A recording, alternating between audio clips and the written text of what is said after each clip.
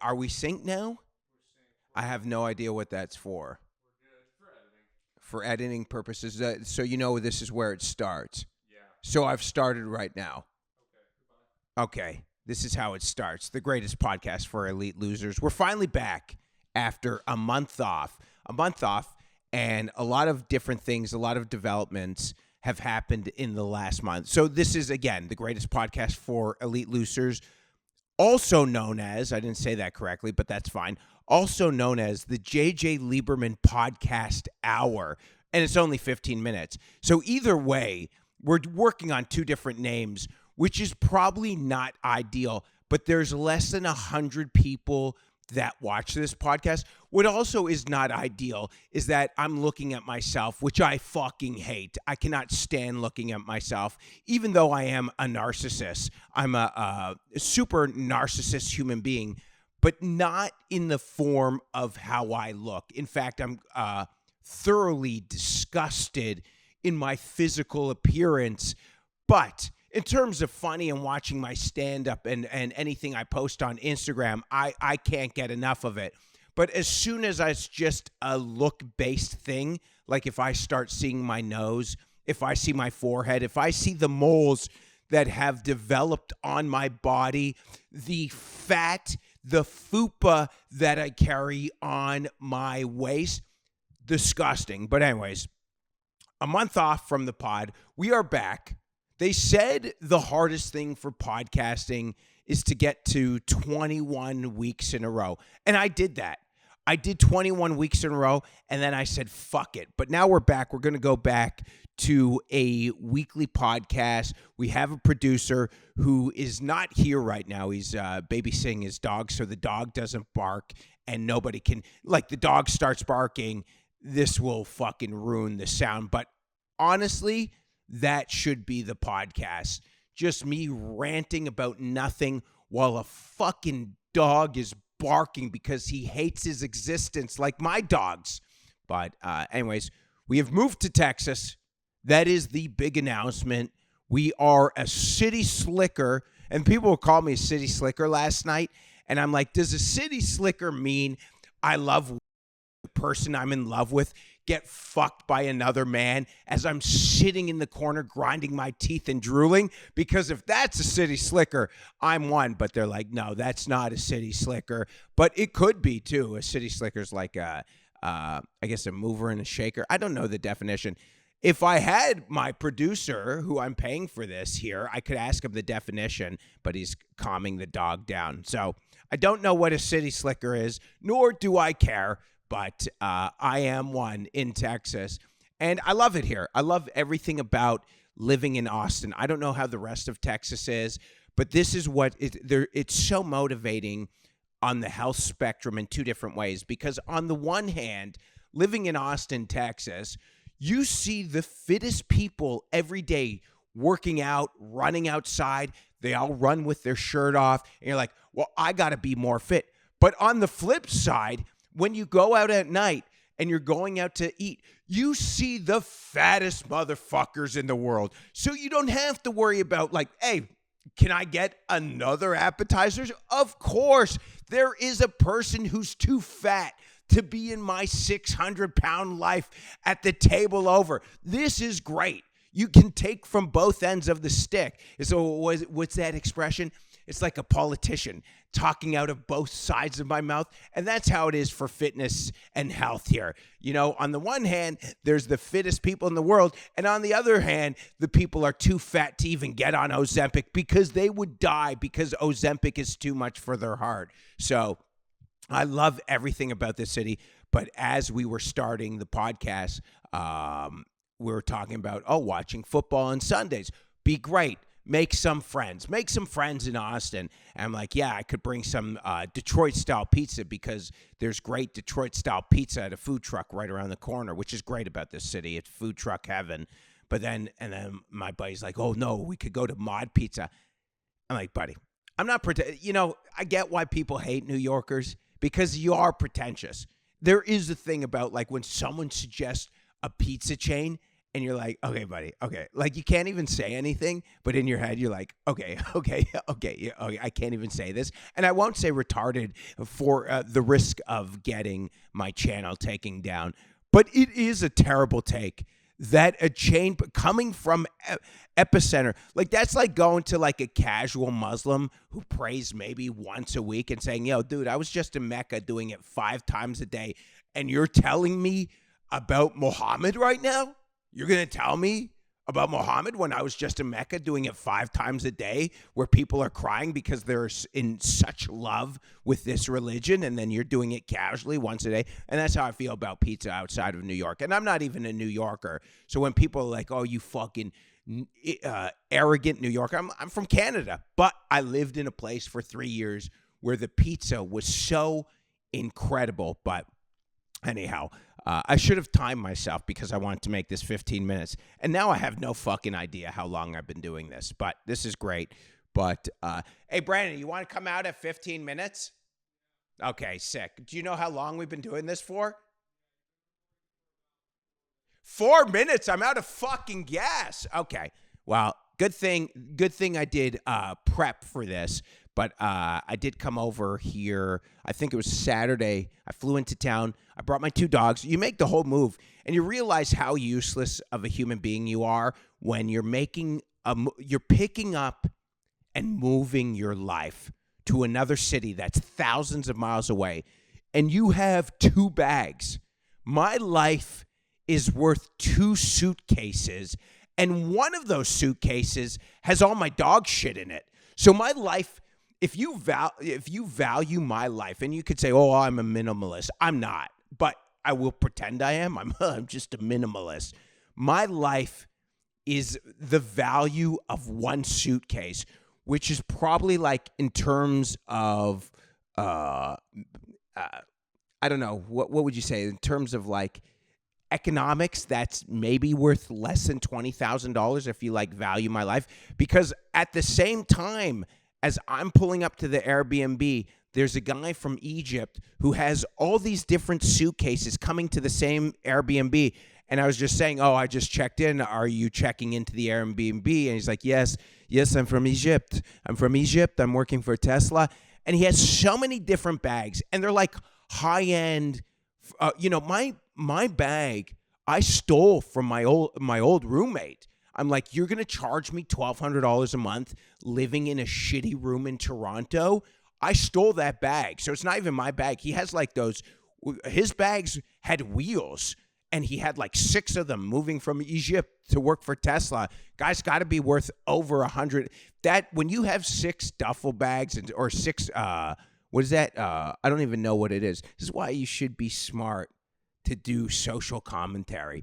But when you have 6 bags that have wheels and you're coming from another country, luggage, 6, the tough words, tough 3-syllable, 2 syllables. But yeah, he had multiple bags, and he's from Egypt working for Tesla. I'm like, dude, you must have so much money. Sometimes I look at people, and I'm like, man, you never even look at price tags. What a life. What a life to just get a desire and not want to like even be curious how much is like, I got my first credit card within the last month. A lot of things have happened in the last couple months since the last podcast. One of them was getting the first credit card with a $5,000 limit. But to me, that was literally when I got that credit card of a $5,000 limit, I 5X my net worth. And I'm not even like bullshitting you. I had $1,000 in my checking account, and then I got $5,000, and immediately I did the responsible thing and just started getting all those OnlyFans subscriptions that I've been dying to get, like the $11.99 to $15.99 a month subscriptions, plus paying the $50 of behind paywall content. It was incredible. It was like, this was the greatest day of my life, because people are like, you got to pay back that credit card. Maybe, or maybe I just go bankrupt, and they're like, why are you filing bankruptcy, JJ Liberman? because I had an epic stroke session on OnlyFans. There was nobody there stopping me. I had to do what like degenerate gamblers do, which they don't have that option on OnlyFans, where you self-exclusion. Where another reason I wish someone was in this room. Do you know what that is? Self-exclusion? No. Okay. Well, we're doing this through a wall, which is not good. This is not self-exclusion from a casino. Yeah, self-exclusion gambling. It's a tool used to have recognize that the gambling is harmful for them. So you basically go into the casino and you say, hey, dude, I can't gamble here anymore. My wife has left me. My kids don't even talk to me. My dog doesn't even want to take a treat from me. You have to ban me from coming to the casino because I'm a degenerate loser who loves giving money to blackjack. I just can't play the game. I've never studied the game. I just get a rush. 1 in 20 times winning, but 19 other times I'm losing everything I own. You can not let me in here, so you ban yourself in the casino. So anytime you enter that casino, security has your picture and you will be identified by the cameras. They will escort you out and there's nothing you can do. You can cry and whine. You're like, I want back in. You're like, no, you did this for yourself. And most people that get themselves kicked out of a casino always want to come back. It's like that scene from I think it was the Godfather or whatever it is. You can never get out. I don't know the fucking line.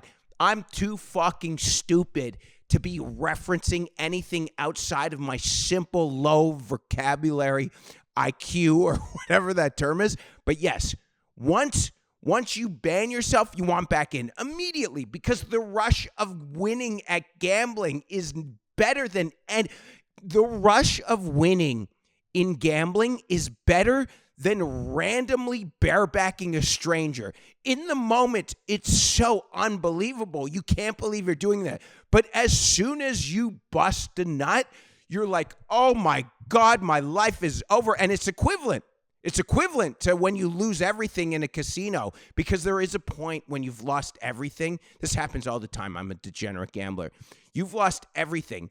There's a pain threshold when you gamble that once you've lost a certain amount, you're past that threshold. You don't even it doesn't even hurt anymore. You almost find it amusing once you've lost. Like if my limit was $500 and I'm at $1,000 right now, I find it comical. Like I'm laughing. Like the day I lost every dollar in crypto, it was over $40,000. And this was the second time. The first time I cried. But the second time I lost over $40,000 in crypto, I laughed.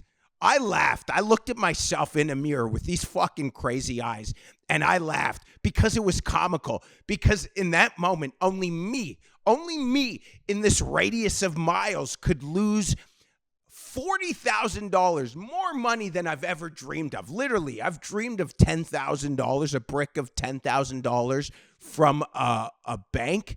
But $40,000 was more money, and more money that I couldn't even spend $40,000 if you asked me to. $5,000, yes, I could spend it on OnlyFans. But even after that, after spending $5,000, I'm bored with it. Let's go on a vacation to Mexico and maybe Europe. That's maybe at most another $10,000. I'm at $15K right now. Pay rent for the next few months. I'm at $20K right now. I still got $20,000 to play with. But anyways, my whole point is I need to ban myself from OnlyFans because I could go crazy. But other than that, we're in Austin. We brought the dogs. And that was the last thing I wanted to talk about is that I brought my dogs, Moses and Thor, who are still living. I don't think they're going to die. One's 14 and one's 13. They're almost 15 and 14, and they look great. My vet said to me, he looked at the 13-year-old who has major health problems. He goes, you just get him a haircut? He looks 6. I'm like, great, fantastic. Because every time, this is the thing about senior dogs. I love these dogs. I like them more than I like people, but they're terribly behaved. They go to the vet every time I get paid. They want to go to the vet for some reason. Something just comes up. Worse than an ex-wife with the best divorce lawyer. They're just fucking milky. They're money-grubbing whore dogs. They just take every cent that I have. And but that's fine. I do love them. But if they were someone else's dogs, like if they weren't my dogs, I love them so much. But if my buddy had these two senior dogs who are terribly behaved, they wear diapers inside or else they'll piss everywhere. One has anal gland problems with no teeth. The other has 2 torn ACLs.